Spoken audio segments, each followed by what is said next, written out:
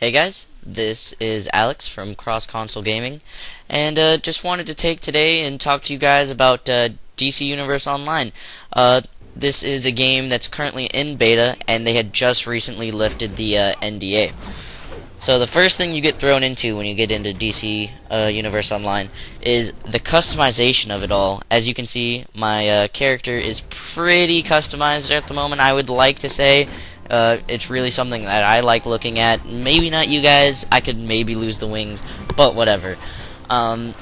So yeah, it's really customizable from the way your character looks, to his powers, to his weapons, even to his movement ability. I could go flying, acrobatics, or super speed.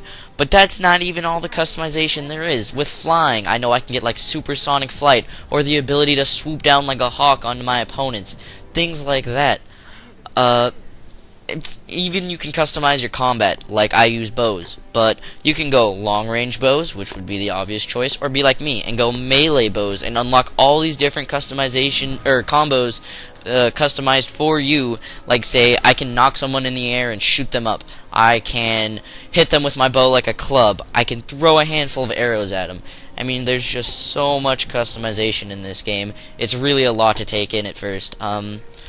So, with all that customization, I personally don't know this yet, but I'm hoping there is a way to kind of undo what you've done and get all those points back and maybe respend them in a way that you think might be better.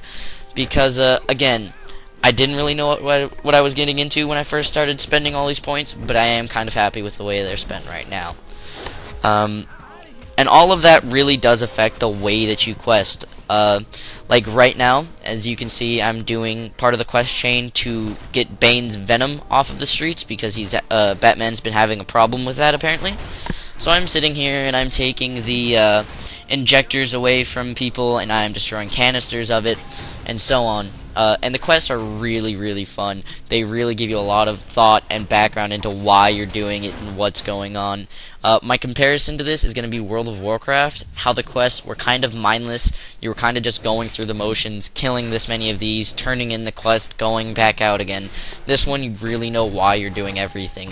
Like, I've already gone through and seen what the venom does to people. I've already killed the distributor, or I mean the maker. Well, not killed, but I've already taken care of him. I've fought with Nightwing. All this epic stuff that's built up to this, which builds up again to the end quest. And at the end of every quest, there's an instance.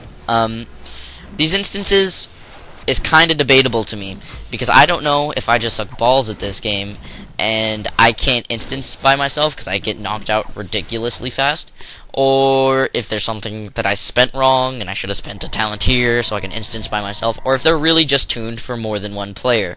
Unfortunately, with this beta being the way it is, I'm having troubles finding other players. Maybe just no one likes me, but my friends right now, their computers aren't quite fast enough to play DC Universe Online. All of us should be upgrading our computers somewhat soon, but for the time being, I have to try and do this by myself, which makes it really complicated for me to power through these quests.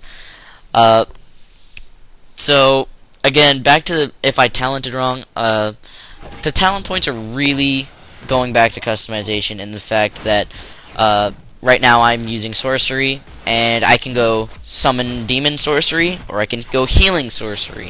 And if I go healing sorcery, I can do direct healing, or I can do side healing. I can crowd control, or I can heal harder or faster or whatever. And there's just so many options in the one healing tree. It's actually pretty ridiculous.